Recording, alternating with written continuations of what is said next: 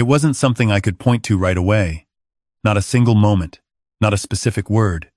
It was more like a slow pressure, the kind you don't notice until you're already having trouble breathing. My wife Carol passed in the spring of 2019.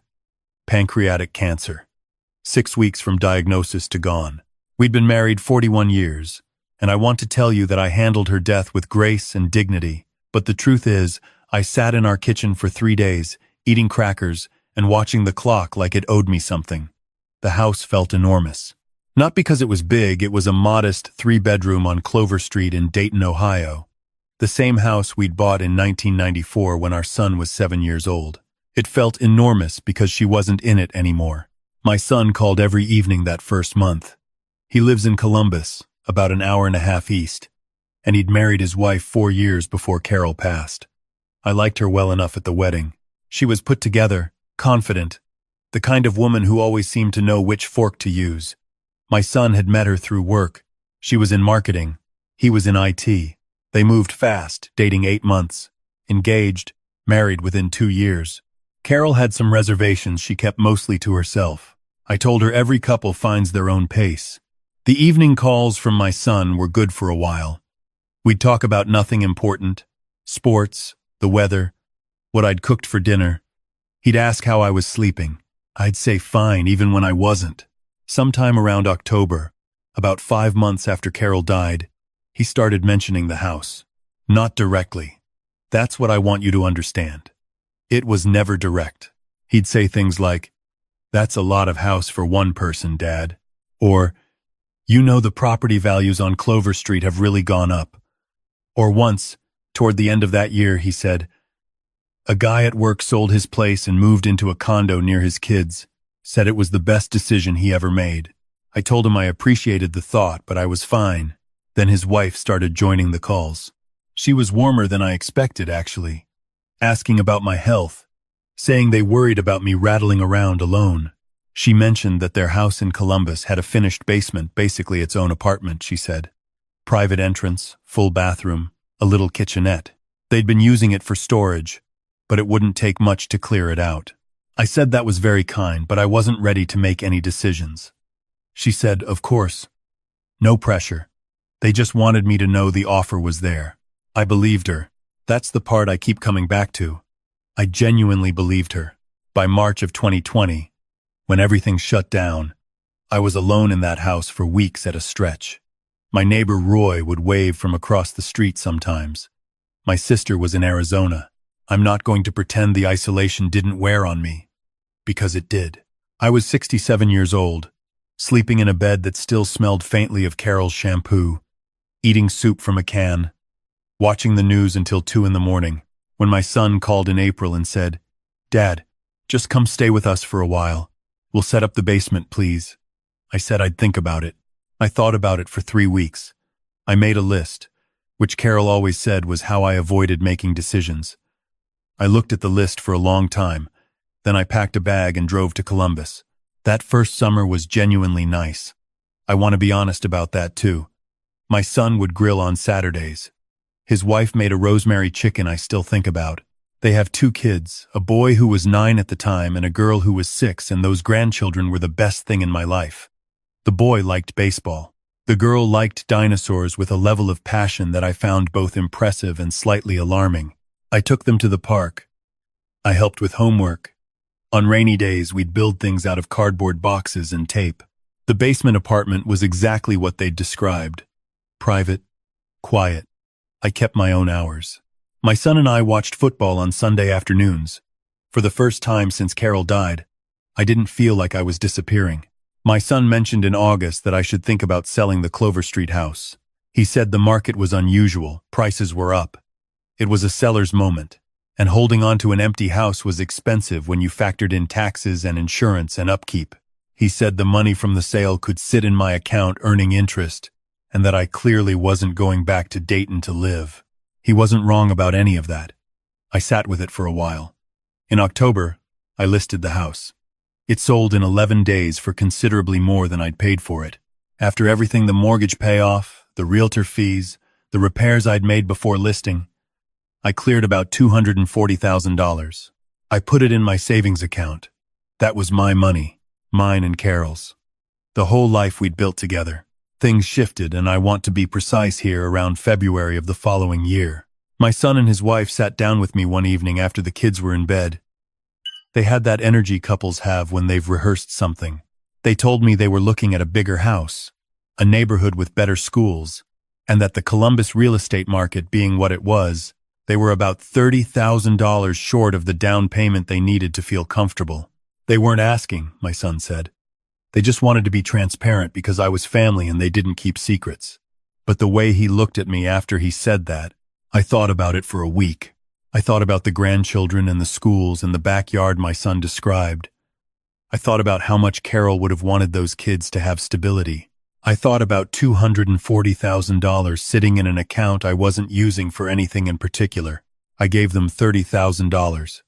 I told them it was a gift, not a loan. And I meant it.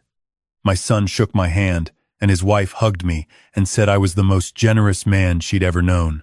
They found a house in Westerville. Beautiful neighborhood. 4 bedrooms, a real backyard, a finished attic. They moved in May. The basement arrangement transferred seamlessly. My space at the new house was actually nicer, a walkout unit with its own little patio where I could sit in the mornings with my coffee. I was contributing. That's the part I want to be clear about. I wasn't sitting there with my hand out. I bought groceries twice a week. Good groceries. The kind that stocked a full kitchen. I picked the kids up from school 3 days a week because my daughter-in-law's hours had gotten longer and my son's commute was unpredictable. I helped with the yard.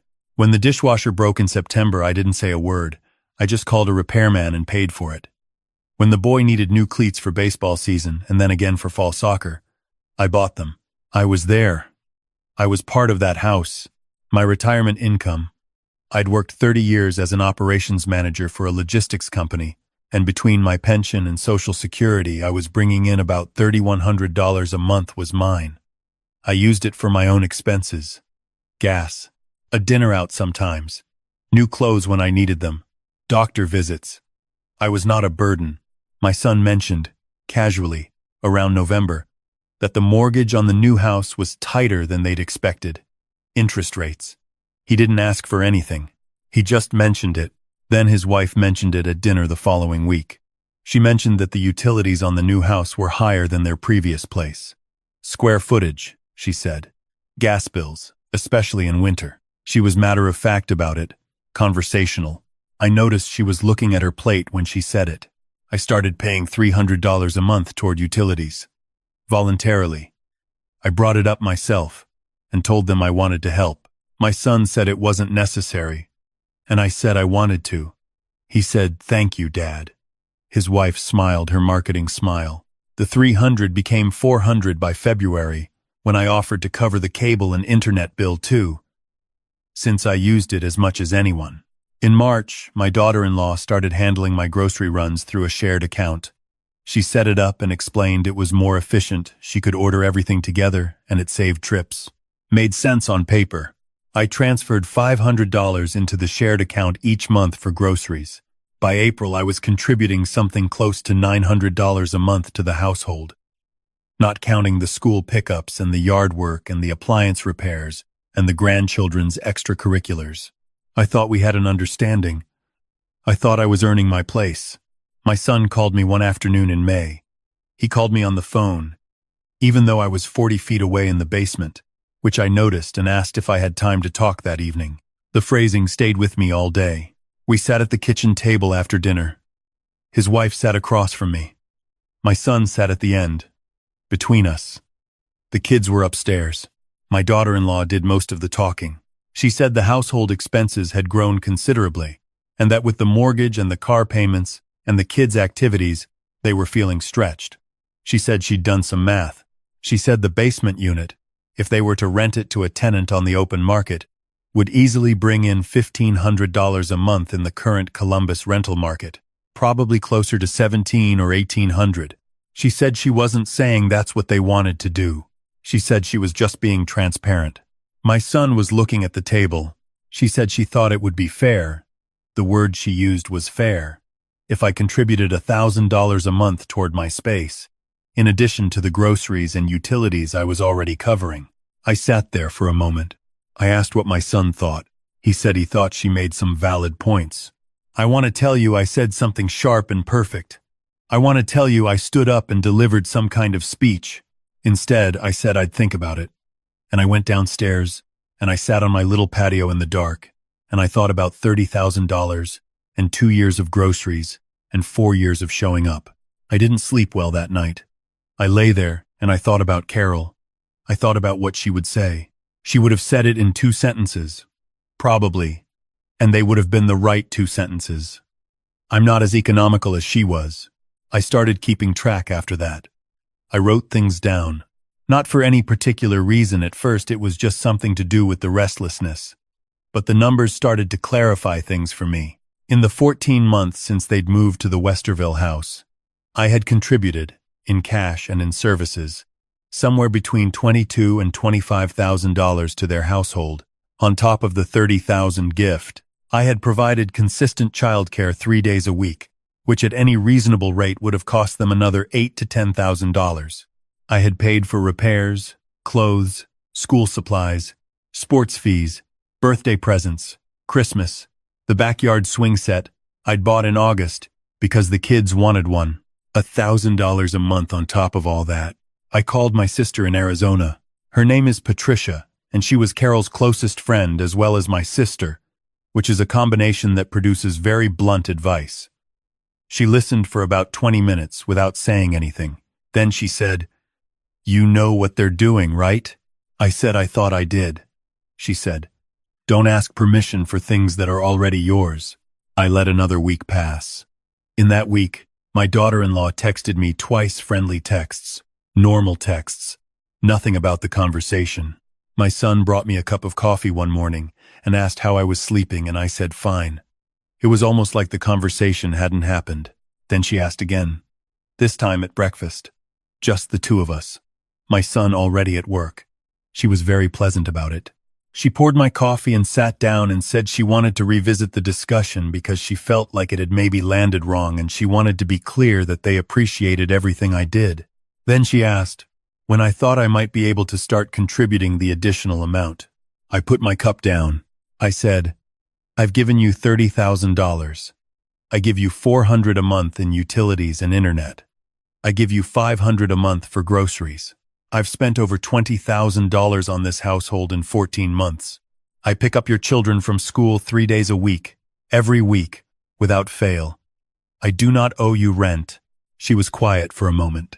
Then she said she understood I'd done a lot and they were grateful, but that circumstances had changed and they needed to look at things practically. I said I was also being practical. She said they might need to revisit the living arrangement if we couldn't come to an agreement. She said it the way people say things they've been planning to say for a while. I called Patricia again that afternoon. She said, where do you want to be in 6 months? Figure that out and work backwards. It was good advice. I sat with it. That evening I told my son I wanted to have a conversation. Just us. He looked like he'd been expecting it. We drove to a diner about 2 miles from the house neutral ground, which felt a little sad, and we sat in a booth and ordered coffee. I told him I loved him. I told him I'd loved being close to the grandchildren and that nothing would change that. And then I told him that what had been asked of me was not fair. I laid out the numbers. All of them. My son is not a stupid man. He knew the numbers. He looked uncomfortable in a way that told me he'd known for a while and had been choosing not to say anything. He said his wife handled most of the finances. I said I understood that. I said it also wasn't relevant. He said she was under a lot of pressure. I said I was 68 years old and I'd been a widower for 3 years, and I'd sold my home and given him $30,000, and I was picking up his children from school 3 days a week. And if anyone at this table had been under pressure without complaint, I thought we both knew who that was. He didn't say anything for a long time. He stirred his coffee. He said, I know, Dad. Quiet. 2 words. I believe. He meant them. I told him I'd been thinking about my options. I'd spoken to a real estate agent. I did this without telling anyone and looked at 2-bedroom condos in the area. I had enough from the Clover Street sale, even after everything, to buy something outright. No mortgage. Mine. I told him I thought that was probably the right move. He looked like he was going to argue, and then he looked like he wasn't. He asked if I was angry. I thought about that. I said I wasn't angry the way people mean when they ask that. I was clear. There's a difference. Anger is what you feel when you're surprised. I hadn't been surprised in quite a while. I want to tell you what happened with my daughter-in-law after that, but the truth is there wasn't much of a scene. She was too controlled for scenes. When I told them both, together, that I'd be moving into my own place in 8 weeks, she said she was sorry to hear that and hoped it wasn't because of any misunderstanding. I said it wasn't a misunderstanding at all, and I let the silence sit there. Those 8 weeks were strange, polite and strange. She was cordial. My son was quieter than usual. The grandchildren didn't know anything was changing until about 2 weeks before I left, when I sat them down and explained that Grandpa was getting his own house nearby, which honestly I sold as exciting news because it was a nice condo in a complex with a pool, and the boy immediately asked if they could swim there, and I said absolutely. Anytime you want. I found a 2-bedroom condo in Dublin, about 12 minutes from their house. 2nd floor, south-facing, good light. I paid for it outright. Put the remaining money back in my account where it belonged. Moved in on a Thursday in late September. The first morning I woke up in my own place. I made my own coffee in my own kitchen, and I sat at my own table, and I read the paper for an hour without anyone needing anything from me. It felt like something I'd forgotten I was allowed to have. The grandchildren came to swim the following Saturday. My son brought them. He stayed for a while, and we sat by the pool in the October sun and watched the kids cannonball into the water. And it was easy between us in a way it hadn't been in months. He said, "This is a good place, Dad." I said I thought so too. He said he was sorry things had gotten complicated. I said things get complicated sometimes. I left it at that. I see the kids twice a week now. Minimum. Sometimes 3 times. I pick them up on Wednesdays still, I offered. I wanted to, and we stopped for ice cream on the way home. The boy is deep into baseball statistics, which means we have 2 hours of material every Wednesday afternoon. The girl has moved from dinosaurs into marine biology, which she describes with the same intensity, and I am here for every word of it. My son texts me most days. We've had some harder conversations since the move, honest ones. The kind you can only have when nobody needs anything from each other. He's admitted that things moved in a direction he should have noticed sooner. I believe him. He's a good man who let someone else make decisions he should have been part of. I don't have a prescription for that situation. I've just decided it's not mine to fix. His wife is civil, polite. We will probably never be close, and I've made peace with that. She got what she needed, and I lost what I let go of, and now we've both recalibrated. There's nothing dramatic left to say. What I'll tell you, because I think it's the part that matters most, is this. I gave from love, and that part was right. What was wrong was believing that love required me to hollow myself out indefinitely, that there was no floor below which I was not expected to give more. I confused being generous with being available for whatever anyone needed, and I confused keeping the peace with actually having peace. I'm 68 years old. I live 12 minutes from my grandchildren. I have a 2nd bedroom. I'm turning into a little reading room.